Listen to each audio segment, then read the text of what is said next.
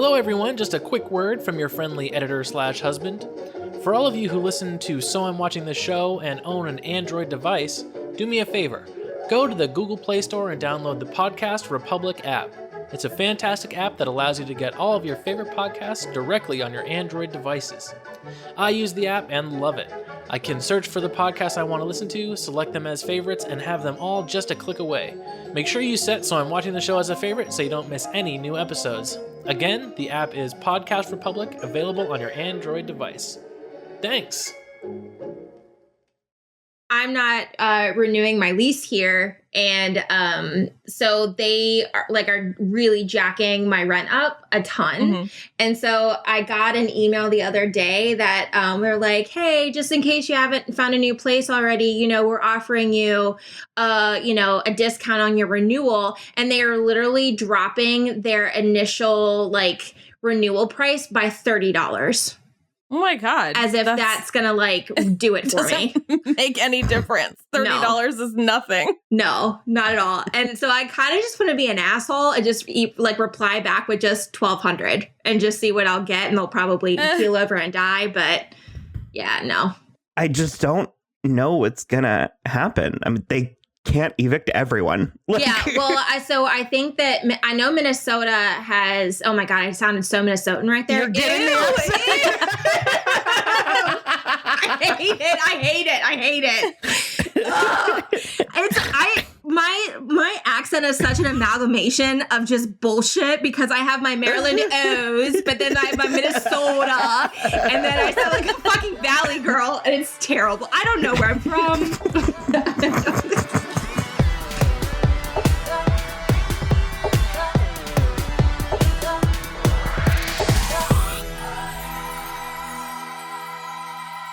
Hello, everybody. I am Will. And I'm Kristen. And this is So I'm Watching This Show. On today's episode, we are finally, it feels like years in the making, getting around to the topic of Jane Austen's Pride and Prejudice. Woo! And joining us on this episode is our dear friend Rachel. Hi. There she is. We talked about a lot of things with this one, and for a moment we were attempting to watch the 1995 miniseries at my insistence, at my behest, and both of my co-hosts here watched it, and then I decided that I wasn't going to. Yeah, you bastard! Yeah, he didn't, and I spent 6 hours of my life yesterday watching it when I could have been watching anything else. That was me on Friday. I had to take breaks to, as Miss Caroline Bingley liked to say, to take a turn about the room to have a break. Yeah. There's a story. We'll get to it. We've got nothing but time. That is my mom's favorite. She has a handful of favorite movies, and they're sort of strange, and not necessarily not that the movies are strange, but it's they're not necessarily classics. They're for personal anecdotal reasons. And I don't quite remember where this one came from. I want to say I think it maybe was one of the blizzards in Maryland. We had a blizzard in 96 or something. And I think it was on TV, and she just sort of watched the whole thing and she consumed it. And when my mom becomes hooked on something, she'll watch it again and again and again for a month. Remember she went through a depression a few years ago, and it was just Harry Potter, the entire movie series for 3 months straight. Oh God, that's too much Harry Potter. Yeah. And then Les Miserables. Those were around the same time. Yeah, sounds like dark times. Yeah, that's a lot of atmosphere. And so she has always wanted me to watch it. And for most of my life, I couldn't imagine a fresher hell. Mm-hmm. And so I just always put it off. And then, excuse me, hold on. Luckily, I housed a Big Mac before we... You all weekend have been eating the moment before we sit down to record. It's been an adventure. Nice and flimmy. It was actually a Little Mac, so it doesn't even count. It's like a vitamin.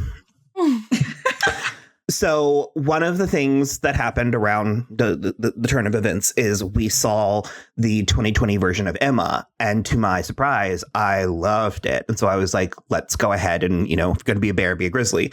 And so we watched the 96 Emma and Clueless. And actually, because what predates that is Little Women. I love Little Women. And so we watched both versions of that. And so I was in a very old literature by way of the female gaze place. Mm-hmm. And so I was like, let's finally tackle Pride and Prejudice. And so when I told my mom this, she was like so excited. I watched the first episode with her. And then a global pandemic reared its head. It's just so insane. Yes. I've known for a long time that the 2005 movie was one of Kristen's favorite movies. And also it came up that it was one of Rachel's favorite movies. And so I was like, let's, do it. Let's talk about it. And I was like, it'll be a perfect opportunity for me to watch the miniseries. I've also known for a long time that Kristen didn't really care for the miniseries. And it was this point of conflict, and it was never I don't think you guys have ever fought about it, my mom and you. No, I'm not bringing it up out of respect for your mother. I support this. I will never bring it up, ever. I'm not going to sit down and have a conversation with her because I can't, neither one of us can win this argument. She's going to always prefer that one, and I'm going to always prefer 2005, or until Greta Gerwig makes it. Well, and I have to say, I've learned that there are two very distinct camps, and it's either the miniseries or the movie. And there are a lot of people that I know that I was not expecting that really love the miniseries. Yeah. My understanding is that it's extremely faithful. One might even say if her name was Kristen, that was to a fault. Yeah, that was a lot. It was a lot. It simply does not need to be 6 hours long. No. It's also my mom's birthday tomorrow. Oh, happy birthday! Yay! And so in a weird way, I was like, this will be like a fun little birthday present to her. And I was just sort of like, I don't think listening to, her son and his two best friends just completely rail on completely one of her obliterate favorite the things she loves. Yeah, I don't think she'd like that either. Would have the intended effect. And also with the global pandemic, I'm finding my patience a little thin. Mm-hmm. Well, it was that, and also, which we at this point it will be so close to it happening that we can talk about it. But we also finished The Magicians yesterday, the final season of The Magicians, and we were both in a very emotional place. Howdy.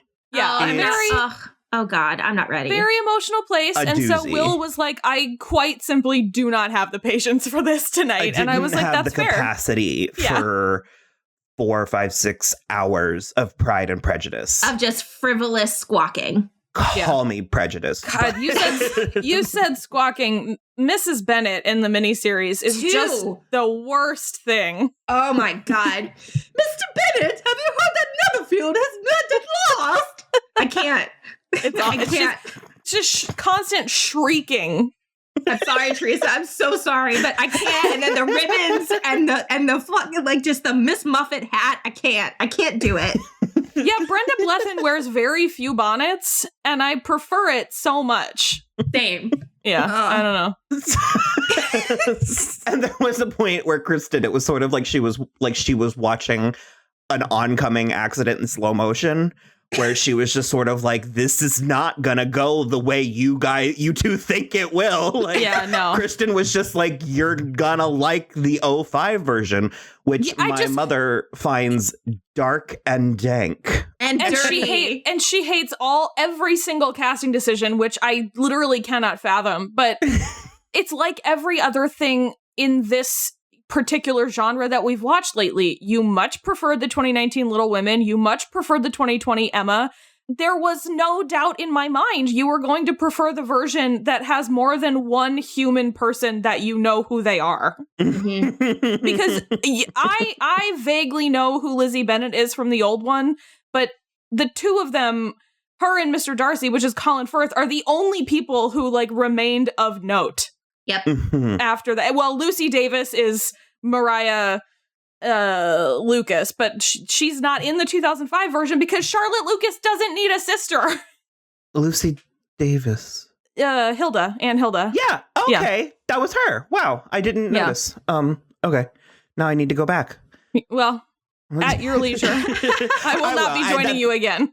That's what it came to, was I called her and I was like, you know what, when this is over, we'll just watch it and it'll be fine. And I was like, and that'll work better because I liked the 96 Emma better once I had seen the moderner movie. Okay, that's the fair. more modern movie. So I was like, I'll at least understand the story going into it. And on an aesthetic level, I found more to appreciate and to engage with in the 2005 version than I did the first 2.5 episodes of the 95 version. Sure. And it is astonishing what 10 years can do to film. Mm-hmm. Yeah, seriously. Well, especially British cinema and in especially particular. That specific 10 years. Yeah. Because the 2005 version we are now 15 years past that, and it has far more in common with modern cinema. Well, and again, to bring it to the other things, it has far more in common with the 2020 Emma and then 2019 Little Women. Like it's way more on that level than it is with their older counterparts. The Millennium was a huge it was a turning point. Yeah, a huge turning point. So I don't think I saw this in the theater is the problem. I think I watched it a couple years later, and I kind of wish I'd seen it in the theater. Yeah, I don't remember seeing it in the theater or anything like that, but I just ever since I first saw it, I've just loved it. And it's sort of what made me, this in conjunction with, there's a movie called the Jane Austen Book Club. They both kind of made me actually read Jane Austen. So it was like... was this your introduction to Jane Austen? No, I mean, I knew who she was, and I had seen Clueless, and I had seen the old Emma and stuff, but this was, I think, what made me really want to start reading it. Okay. Yeah. Yeah, and I didn't see this in the theater, and I actually can't remember when I saw this, but I feel like it was kind of late, but once I saw it, I mean, it had me hook, line, and sinker. I mean, I think I turned this on like 3 nights ago to go to sleep, which is a regular occurrence for me until Amazon took it off, and then Will so lovingly obliged me and put it on his Vudu. But it definitely is one that I always just have on because I just find it's like cuddling up to like a big, like into a really soft blanket for me. And when I was younger, I had seen Gwyneth Paltrow's Emma and then Sense and Sensibility. I can't talk. See what I mean? Can't word good. Sense and Sensibility. And so and then Clueless as well. I mean, really kind of got me wrapped up in, wanting to read and be interested in that. And I started reading Pride and Prejudice a few years ago and then stopped for whatever reason and haven't picked it back up, but I have it. So one of these days I'll get back to it. I do have a weird caveat that I meant to mention, but I have read Pride and Prejudice and Zombies. And I retained little from it. But I think I might have never finished it because the whole first hour is very vivid. And then it kind of like the watching the rest of it. I don't think I've ever finished Pride and Prejudice and Zombies. But now especially I want to go back and watch the movie. I wasn't really interested when it came out. Yeah. But I think mostly because it was PG-13 and I was like, how did you biff that? But yeah, really. Like, what's even the point? Yeah. But now I'm definitely interested knowing the story. And so this is like the Jane Austen. Like this is the famous one. It's the Romeo and Juliet of her catalog. And I liked it a lot. It was more interesting and it was more entertaining than I was imagining it. It just there's something about it that feels so dreary. Like the idea of sitting down to watch Keira Knightley in Pride and Prejudice. It felt like it was going to be such an undertaking. And I did attempt, there was a version of War and Peace starring Lily James a couple years ago. And that's one that I attempted and I tapped out after 40 minutes. I was like, I can't. There is a vast difference between Jane Austen and the Russian authors. I just want to put that out there. Reading Leo Tolstoy is going to be a vast difference. They're in floofy costumes with high waists. That's all the same. Yes, but it's not the same, like at all. Can we talk about tailoring on the men, especially the way the coat is on the bodies? Do you like this era of men's clothing? Is that what you're trying to say? Yeah, okay.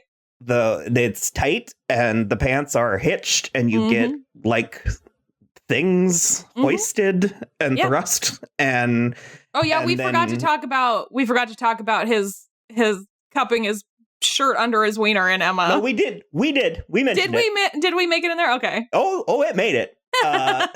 Did you end up seeing that one, Rachel? No, I haven't had a chance. Well, and now I'm never going to because everything's terrible and on fire. But you can rent it. It's on VOD. Yes, I did see that. Yes, so that will likely be happening this week, which I'm very excited for. Cool. Yeah, we're introduced to him naked, getting dressed. Yes, please. And that one. And yep. There were two shots of especially Mr. Darcy where his coat. The first was when he like rides off angrily on the horse after I'm Mr. shit Wickham with the names Wickham, and the way the coat was like, whoo! It was like billowing. It was like billowing backwards with the speed of the horse, and you could see his little tush. Yeah, it's a good time. It's just like I am all for like male theatrics, like anyway. Like, do you remember in American Horror Story Hotel when Matt Bomer is like the first time he like bounds onto screen wearing like the tiniest pair of panties and that robe. Yeah. And it's just like, whew. So, and then the final, I mean, you know our brand, straight to the end. Yep. When he's walking across the moors in the coming dawn. The mist. Yeah. I'm sorry, and his shirt is all just artfully disheveled. That unfortunately gives Mad Sweeney a run for his money in my book. Right? Oh my God. I'm so glad. I'm so glad you're saying all these words because it means you liked it. It's a little bit better, I think. And that is lofty praise. It is. It really is for you. And I just love how long like the camera just lingers and just lets us just watch him walk towards us for that long. I will never be able to thank Joe Wright enough for giving me that. Oh, it's so good. Joe Wright deserves thanks for many things, and that is but one of them. Oh, yes. And another thing that I get that soundbite ready, Will, because that's what the rest of this episode is going to be. And another thing I like is the layout of the hiking trails. As someone who is firmly on the record as loving terrible hair, there's not a guy in this movie that doesn't have the most amazing, terrible hair. I actually think that it's good. I like sure. Not ironically like the hair, especially Mr. Bingley. Mr. Bingley has my favorite hair. Well, and you know, my brand, my ginger brand. Good God. Oh. It is so look foppish. Who's new to this? Like, yeah, you can't have my nudie calendar, Rachel. Why? Does she even know about Can we it? share? What? No, I don't. I got her. So now I'm gonna have to get two next year. There's a company called Red Hot, and it's naked ginger guys, and and they're like mostly uncut. Because it's European, so we just have a nudie calendar full of like uncut ginger dicks in the living room. I'm actually looking at one of the men right now because I still have the like little insert on my desk. It just says Red Hot Cocks. I hope this is one of the episodes that my Aunt Tammy doesn't listen to. Well, it's Pride and Prejudice, so chances are she's going to. Uncut ginger dicks was bound to come up. It's not like we've navigated off topic. No, it's true. I mean, we were talking about Mr. Bingley. It's bound to come up. Yeah. Yep. He was so cute. What was going on with like his eyes and his face and the way his nose was like a thing? Oh. Yeah. So I'll tell you something interesting, which is that he and Rosamund Pike had previously been in a relationship and broken up. And Joe Wright was like, I can't imagine anyone else being Mr. Bingley. So he had to call up Rosamund Pike and be like, is that okay with you? And she was like, oh my God, totally. And so then they just did it and it was perfect. Oh my God, I love that so much. She was really good in this in a way that like I for someone that I like, I don't like her. Do you have people like that? Well, yeah. So for me, it's Mr. Darcy because I love him so much in this. And then he, for me, has never again reached the peak of this. I Googled and I was sorely disappointed with every other picture I saw. Yeah, it's not great. My introduction to her was as the Princess Andromeda in Wrath of the Titans. And it was very stupid. And her role was very stupid. And then she did Gone Girl, which was phenomenal, which is just like a masterpiece. And I'm so bummed that they canceled the Feud FX. Oh, no. Did they really? Yeah, they canceled Feud. I mean, I don't know that they canceled it, but the next season was called Feud, Charles and Diana. Right. Oh. And she was cast as Diana. Yeah, that would have been good, actually. Yeah. Yeah, and they canceled it. And I'm very, very sad about that. But no, she was good. And that's something that I did find interesting about this story and Jane Austen in general and stuff was like, I would remember you telling me little aspects about it, like just throughout our friendship. You'd be like, oh yeah, blah, blah, blah. She's in Pride and Prejudice and stuff. And it always felt like too many people. I was like, that's too many characters. And the way you'd be like, well, blank is like one of Keira Knightley's sisters in that. And I was like, you've already told me that like 7 different times about other people. And she has 4 sisters. It's a gaggle. Like it's a gaggle of girls. And because it's Jenna Malone, well, it's Rosamund Pike and Jenna Malone and Carey Mulligan and Tallulah Riley. And it's like, I know who all of those people are. I was having a hard time getting my finger on them, like getting a feeling for them in the 2.5 episodes of the miniseries I saw. I was kind of like, what is the deal with them? And you were like, they're silly, like they're silly girls. And especially this movie does a better job of sort of being like, you know, she's the pretty one. She's the smart one. She's the daffy one. Like she's the responsible. Like they're more archetypal in art. Yeah. In an accessible way, because it's like Lydia is the baby and she is the silliest because Mrs. Bennet. Oh, is not Mary the baby? No, Mary is right in the middle. Okay. And she's also the goth one. Yeah.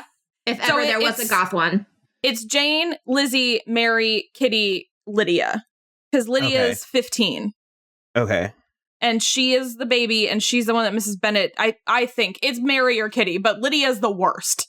And Lydia she's doted on. Oh my God. Yeah. I fucking hate her. She's doted on the most by Mrs. Bennet, and so that's why she's the silliest. And Kitty just kind of goes along with the silliness, but once Lydia has married Mr. Wickham and is out of the house, Kitty is less silly.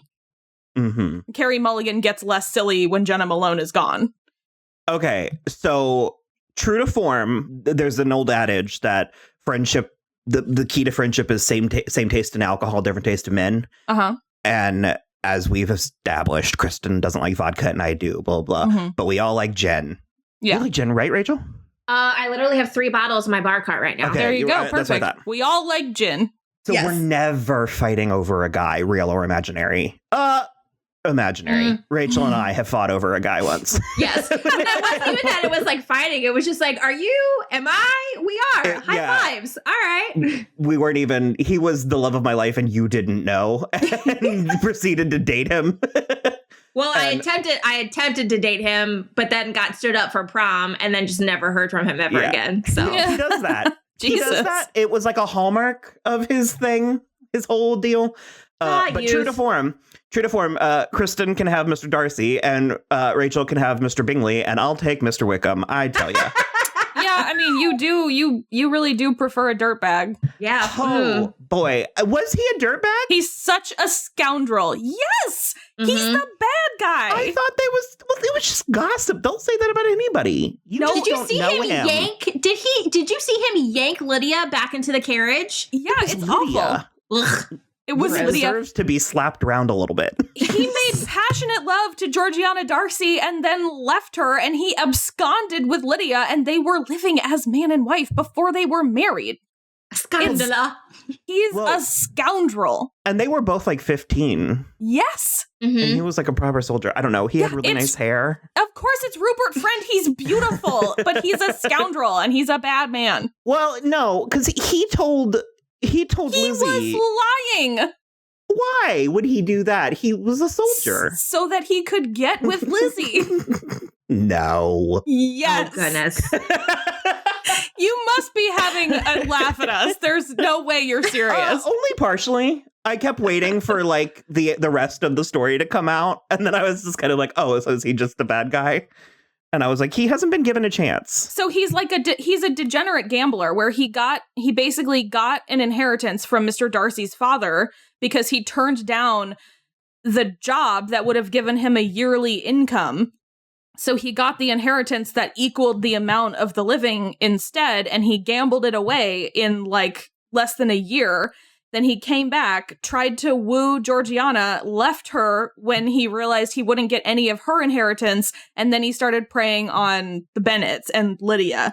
And then he stole Lydia away from her friends that she was traveling with and deflowered her, and then was not going to marry her because he realized she didn't have any money either until Darcy set him up with money and a new commission. Maybe so. 100% so. But people are entitled, people can change, and I'm entitled to my opinion. That's my opinion! I mean, it's sort of, I feel like that point in the Emily Dickinson show with Haley Steinfeld where the one girl is like, what, Othello is black? I don't, that's not my opinion. And Emily Dickinson is like, it's not about opinion, it's in the text. He's black. Just like, Mr. Wickham is a scoundrel. There's no interpretation. Okay, well, anyways, jealous. Moving on. You didn't like Frank Churchill. Which one was Frank Churchill? From Emma. He's also the scoundrel. There's a scoundrel in every single Jane Austen. I can't place him. Which one? The one... The one that's not Johnny Flynn, the dark-haired one. Yeah, the hot one. Mr. Weston's son, yeah. Yeah, the hot one. Yeah. The scoundrels are always hot. It's part of what makes them scoundrels. They are the original fuckboys. Yes, fuckboy isn't exactly what they are. Yes. Well, the aforementioned boy that we talked about was a scoundrel. Also a fuckboy, yeah. He had black hair and crystal blue eyes. And oh, yes. Yeah, he promised me things, and then... It's a rough combination. Mm-hmm. Yeah. Yeah. Oh. What a cad. What a Okay. Cad is a good word, too. So, moving on. Well, we were talking about the sisters. Yeah. I feel like, and I know two is a coincidence. It's not a pattern, but I feel like Marys from this era get the shaft because. Yeah. And whenever you do end up watching the 95 version with your mom, I think you're going to be even more mad because you literally at one point in this movie when they're like not that rough with Mary, but you literally were like, God, poor Mary. Am I right? They are brutal to Mary in the miniseries. They're always just like, shut up. You have nothing to contribute. Like that's an exact word that comes out of their mouths. But I mean, I will say in their defense, though, Mary in that version is really severe. Like that's true. She is a lot more severe. Yeah. I like Tallulah Riley, and she was coming off like grounded in a way that was much needed. Yeah. I specifically love her. What are men compared to rocks and mountains? Yeah. Well, because when you even said, you told me that Tallulah Riley was her, and I was like, the same woman I'm thinking of, and you're like, they like dress her down. Yeah, and I know her as like a supermodel because I know her firstly from Inception and then subsequently from Westworld, where she was like one of the like hosts. Yeah. So. And also, she's also married Elon Musk twice. So, I mean, you got to get some kind of medal for that. But yeah, I don't know about all that. Hopefully she's done with that part of her life. This was pre Amber Heard and Grimes. So I think Jenna Malone was the weirdest. Yes. That's a pill I've never been able to swallow. She's not my favorite, but Lydia is like my least favorite sister too. So I just go with it. Not unlike Rosamund Pike. It's like, considering that I like her and that she's in several movies that I enjoy a lot, I don't know that I've ever not looked at her and thought, huh. Yeah. Like, are you? Is this appropriate? She was fine. She was good in it. Like, I guess because it was a very British cast and she's so American. Yeah, she and Donald Sutherland are the only non-British people. Okay. Donald Sutherland was good. I was gonna say much better, but I only watched. He's Donald Sutherland. He was also already in his like 70s when he made this movie. Is he this that was old? like Wow. Jenna Malone's like fifth thing, I think. Mm-hmm. And I mean, I think I was literally about to be like, Jenna Malone peaks in Hunger Games, and I was like, she absolutely peaks in Saved. Oh, yes, for sure. Yeah. That is the exception to the Jenna Malone conundrum. But Well, so far, let's say so far. no, and again, I like her. And actually, know. I think she's great in Sucker Punch. Mm-hmm. But Oh, yeah. playing again, and well, it's a different type, but a much needed, voice of reason in that movie. But Mr. Bingley's sister, Caroline. she was great. I loved her. I liked her in both versions. What did she say? Worst. She said something, and I was like, "Oh, she's such a Republican." Oh shit! What was it? It's like it's when she's reading something. Oh, she said, "The so and so's have done their parlor in the French style." Seems very unpatriotic. Right. I was like, oh, so Republican of you. And where it's like Mr. Darcy is like that libertarian dude who preaches too much at you. But then you're like, wait a minute, there's something here. You know what I mean? Mm. Well, for me, Caroline Bingley is sort of like she's very rich, but she's not rich enough that she doesn't have to think about it. But so she talks about it constantly, about money and other people's money and what they're doing with their money. But Mr. Darcy is so rich that he never thinks about it. He is the guy from that Toast article where he's like, what are all these green dudes in my wallet? He doesn't know what money is. He just is like, I live in this mansion. Who knows? So she liked Mr. Darcy because she disappears from this movie halfway through. Yes. Yeah. Well, basically, there's a lot more of it in the miniseries where it's at first she's trying to ingratiate herself with the Bennets because she realizes how taken Charles is with Jane, and then eventually she just is like, oh no, their family is so far beneath us, you can't be serious about this.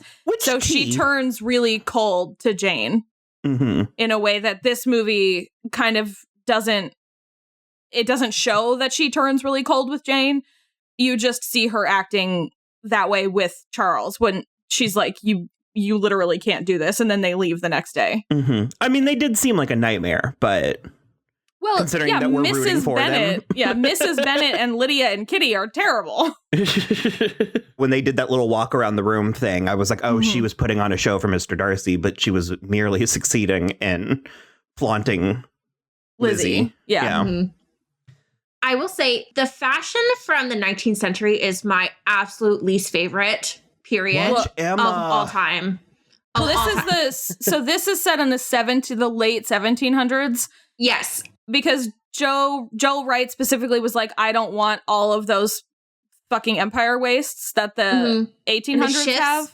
Yes. Yeah. And so he was like, he realized that the first draft of Pride and Prejudice was written in 1797. So he was like, cool, we're setting it then instead of 1830 or whatever. Well, yes, which I think that's what I appreciate the most about it, because I mean, the Empire wastes, I mean, they definitely start to make an appearance, but I like the idea of, because we're in such a quote unquote country town, that fashions hadn't necessarily caught up yet.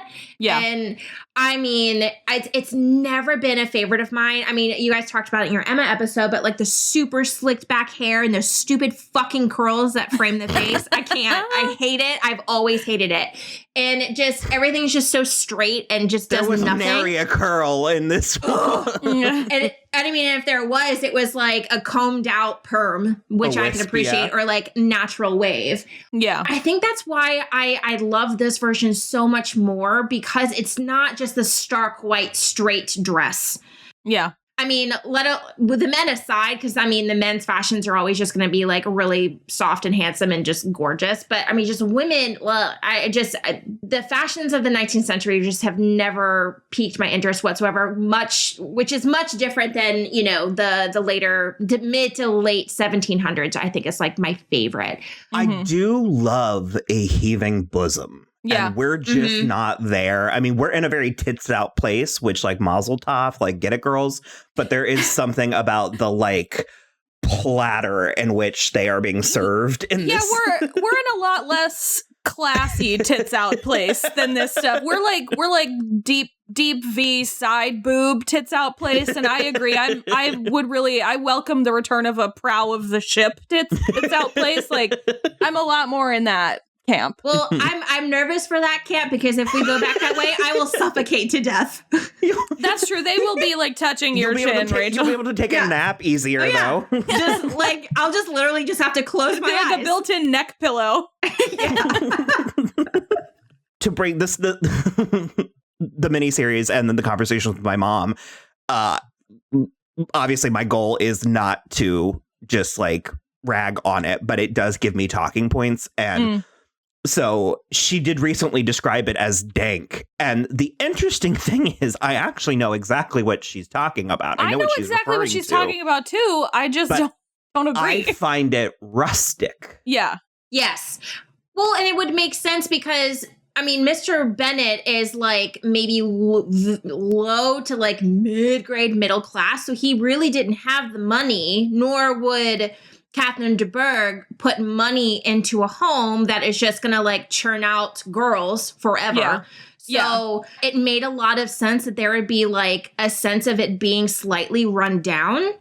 Yeah, Longbourn is run down. The Bennett's house is like a rundown place. That's like the whole point of everybody's objection to anybody marrying into the Bennett family, because they're like, what's even the point of this? I'm not getting anything out of it. And in fact, I'm going to have to put so much into it. And I mean, and it was very similar to like that. I think we've talked about this, but so like when my parents first split up and my mom moved into the house like that we lived in for a little bit, it was the caretaker's cottage for like this 18th century mansion back in Maryland. And they like restored it back to like its original splendor. And all of the rooms were a little dark. I mean, it was all dark wood everywhere and a little bit like richer color as far as paint goes. So like this whole bright white alabaster room that was like in pristine condition, I don't necessarily like speaks truth to what it actually would have looked like. Right. And I don't know about you guys, but like when I'm in a house with like a gaggle of women, I mean, there is shit fucking everywhere. 100%. Yeah, that's what I love so much about this one, especially like having known some stuff about behind the scenes where all 5 of the girls went and lived in the house for like a month before they started filming so that they could conceivably feel like sisters. And then there's literally just shit everywhere. Sewing, ribbons, knitting, books. There's stuff everywhere in this house. And even just the dogs. Even just the dogs. And it's hilarious to me how realistic that is. As someone who sitting here on my desk right now, I have like 14 notebooks and vitamins and a sweater and a towel and my water bottle. And it's just like... And a red hot cock. And a red hot cock right there. So I like totally get it. And that's what it feels so much more realistic. And the other thing that is insane to me, it's a lot like when we were watching the 94 Little Women and Will was like, how do you like that overhead lighting?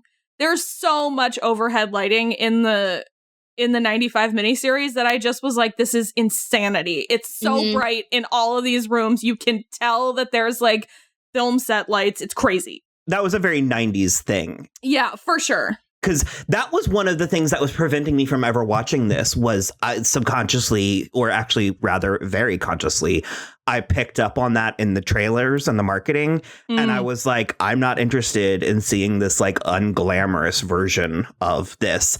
And I think that had it not been for the chain of events that got me here, I don't think I would have liked it. Interesting. But it's like, because again, we led with the 2020 Emma, which is stylish almost to a fault. And it allowed me to sort of, because I was aesthetically stimulated, it allowed me to really sort of understand and appreciate the nuances of the type of storytelling and stuff. And sure. And even the Little Women. I mean, that honestly, even more so than Emma, but it's still, all of these stories have given me the same sense of I'm like, I cannot believe how much has changed and also how little has changed.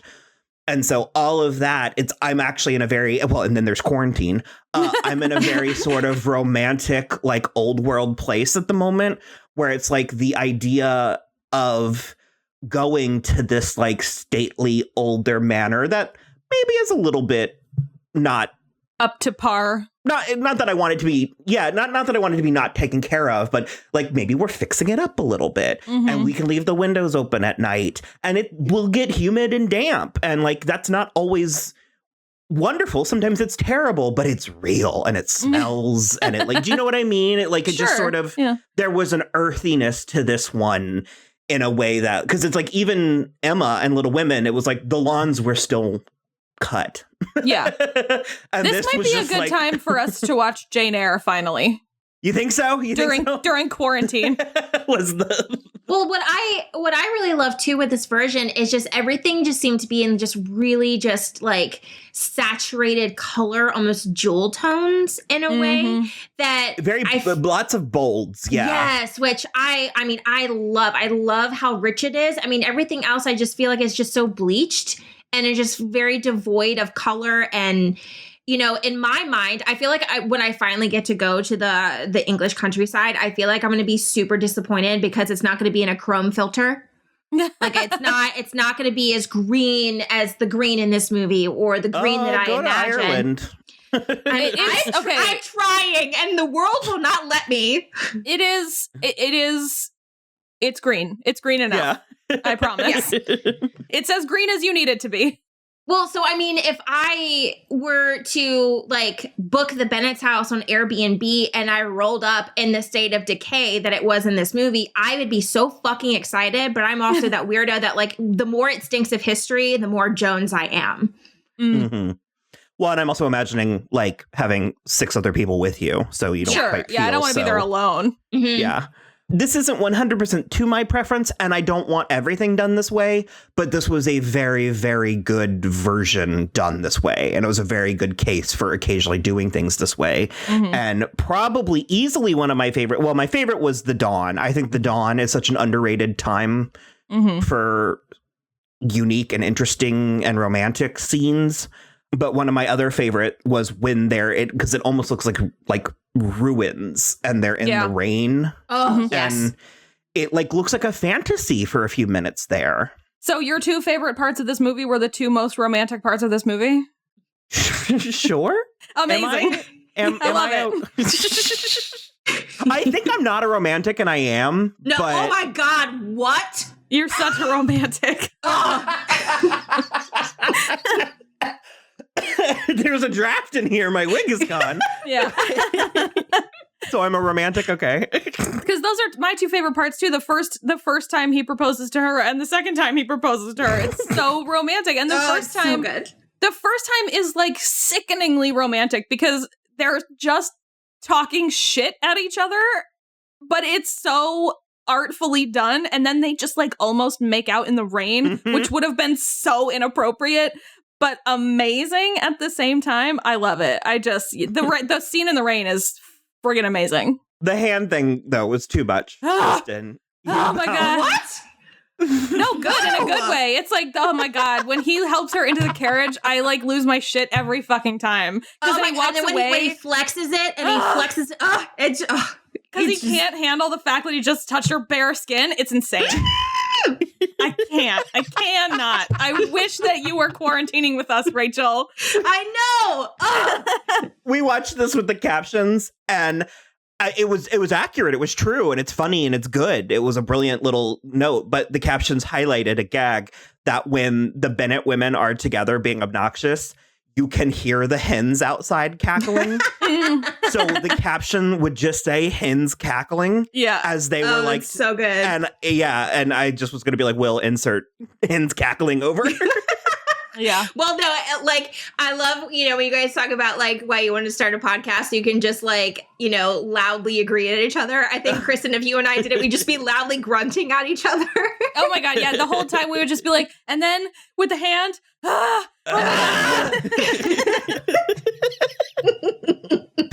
It would be amazing. We've lost control. We've turned into silly women. We are. We're silly. Oh, my God. Quarantine has made us silly. Yes, it has.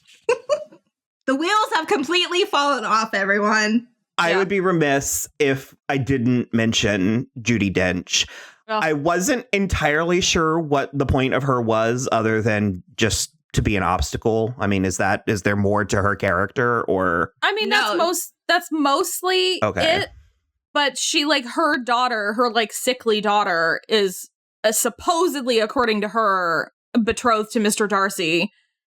But there's like not really a ton gone into that. It just she's just like uber wealthy. That's yeah, she's Mr. Darcy's she's aunt. the patron. Well, I mean, she's the patron for Longbourn and the whole thing. So, I mean, she plays a fairly hefty role as well as being Mr. Darcy's aunt. Well, wait, she's the patron for the Bennets as well? Well, right, because their cousin, because of Mr. Collins. Yeah. Mm-hmm. Okay. Because he stands to inherit. So that's why they want one of the girls to marry Mr. Collins so they won't lose it. Which Kristen very smartly was like, they should have put Mary with him. Mary would have been the perfect choice for Mr. Collins. And well, it just did you notice when he came in the room the night after the ball, she's the only person that recognized his presence when he walked in. No, everyone else ignored him, but she saw him. Mm-hmm. Justice for Mary Bennett. Mm-hmm. Well, and also Elizabeth's friend, was her name Charlotte? Yeah. Yep. She disappears from the movie halfway through, which... Well, she moves away. Okay. Her story's done. Yeah, she gets married to Mr. Collins, and then Lizzie goes to visit her. Right. Yeah. I forgot that was her, because that's what the first time when Judi Dench meets Lizzie Bennett. Correct. And let's just say Lizzie is not her jellicle choice. She is not. She is not the jellicle choice, but Lizzie puts her in her place pretty spectacularly in that scene. She did. Later, I was loved snapping like Michelle Visage. Yeah, like. it was amazing. I love when she's like, "You have insulted me in every possible way and can now have nothing further to say." And then she's like, "Get the fuck out of my house." It was really, really good. And also, Georgiana seems sweet and like very, very, very sweet. And that's the moment where I was really like, bad that Mr. Wickham made passionate love to her and then left her high and dry. Well, I mean, that's one version of the story, but Jesus Christ. That's the moment where I was like, okay, I do like Mr. Darcy, because I just kind of don't believe that his kid's sister and that he would have. Yeah. And she spoke well of him. Mm-hmm. Are you telling me that it took a pretty blonde girl telling you something for you to believe it? I've killed Will. Out of character. Wow. Oh my God. Oh, brother. Well, and she learned a few things from Mr. Wickham, so one would hope. What do you mean? I don't know. It was a bad sex joke. Oh, no, he didn't. He's 15, Will. Jesus. He didn't make actual passionate love to her. That's what you said. No, not physically. He was trying to cerebrally? Get her. Well, let me make love to you in the 1700s means something different than it does today. Okay. No, it's like let me kiss up your... He was trying to woo her. Yeah. Yes, and then let me kiss up like the inside of your wrist up to your elbow and then look at you in the face really like passionately and then maybe like tap a boob or two. Who knows? At most. Yes. Okay. So, Mr. Collins? Yeah. Collins. He was also there. Yep. It was fine for Charlotte. Well, it was the best she could hope for, I guess. I think the thing I like the best about the way Charlotte makes the best of the situation is she basically is like, I'm 27 and I'm a burden to my parents. I'm frightened. She literally says, I'm frightened. I'm scared. And so she's like, I'm going to do this and it's going to be fine because he's an idiot and I'm going to run my life now. Yeah, because he was way more repugnant in the miniseries than he was in the movie. The movie, he was just sort of dull. He's just a dum-dum in the movie. Yeah. So we rented this. We didn't watch it on Vudu. So we rented it because I knew it was the American version that you can rent. And the American version has a different ending than what they didn't release it in England with the scene at the very, very end with Elizabeth and Darcy. Why? Oh, the stupid 16 candles scene? I guess. Yeah, no. Sir? No, so they didn't. So that's not in the book or anything. And so in England and everywhere else, it ended with Mr. Bennett just saying, if any eligible men come for Mary or Kitty, please send them in. And I suppose that's an odd place there. to... Okay, I suppose that's strange. But I thought that. Well, that's... thank God that we didn't have to sit through that fucking double wedding. Spoiler alert, William. Yeah, I don't like the double wedding either. No, I exclaimed out loud and wrote in my notes, "Are you kidding me? Double wedding." Yeah, I don't care for it either. Is that tacky? Yes. It's just icky too. Plus, also, I mean, I need to change some of my plans in the future. Who are you double wedding with? You guys don't know what I have planned. I guess that's true. I don't find anybody in the old one appealing, like at all. Colin Firth. Like barely Colin Firth, but that's the end of it. Doesn't make any sense. Actually, weirdly, Colonel Fitzwilliam I thought was the best looking guy in the miniseries. He really was. Oh my God. I was like, why does Colonel Fitzwilliam look better in these clothes than any other man in this cast, who was like, especially between Darcy and Bingley and Mr. Wickham, who is supposed to be like a hot piece. Mr. Wickham in the miniseries is hideous. He looks like someone's math teacher. He does. I can't do it. Yeah. No, Colin Firth, hashtag not my Mr. Darcy. He's certainly not mine either, and especially because yes, there are two sides, and because that is one of them. You just declared war. And no, here's the thing: this isn't even the best he's played Mr. Darcy, because he's so much better as Mr. Darcy in Bridget Jones' Diary. Yes, it's so much better. I can't even explain it. Okay, well, on that note, I think I will bring this chittering to an end. The hens clucking? Are we done with the hen clucking? Now I kind of just want to go watch Pride and Prejudice and Zombies. I'm like, might as well. Stay tuned for a tacked on 10 minutes after this. Yeah. Mm-hmm. Well, hopefully we will do this again sometime soon with Rachel. Yes, please. At the moment, we have nothing but time. Well, you guys have nothing but time. I have to go to my job tomorrow. I think I heard that. Yeah. I won't shut up about it because it's still happening. I thought she was mad at me. She told me no less than 4 times in one day that she had to work during the week. And I thought she was mad at me. And you were like, oh no, I'm mad at my job. And also I was kind of drunk. I was pretty drunk because I texted him like 4 I'm times. gonna be at work, so. And I'm like, yeah, I know. You're like, you already told me. I thought it was like me. I was doing something. And I was like, I can't go to work for you. No, definitely not. Okay, well, I suppose, Rachel, did you want to tell everybody where they can find you for superb selfies, makeup tips, and all of the like? Oh, thanks. Yeah, I exist mostly on Instagram. You can find me at Raenutt. That's RAENUTT. I haven't really been posting a ton of makeup stuff because I'm out of moisturizer, so that's a problem. No. Yeah, so there's that. But I've been posting a lot of interesting story stuff, so you can mostly find me there. But I'm on Twitter under that handle as well. And yeah. I've finally ventured into Instagram more, and it's fun. I'm getting there. I'm understanding. Which surprises me since you're a very visual person. That's why I like Instagram so much, because it's just pictures. Yeah, I was never... Instagram did not come to prominence at a time where I liked my own face enough. Got it. And so I sort of was afraid of it. And now that we started doing Katie Keene, I have live video for Katie Keene. I have gotten used to myself on camera, and it doesn't faze me anymore. So, well, good. Welcome. It was like a whole world of possibilities just opened.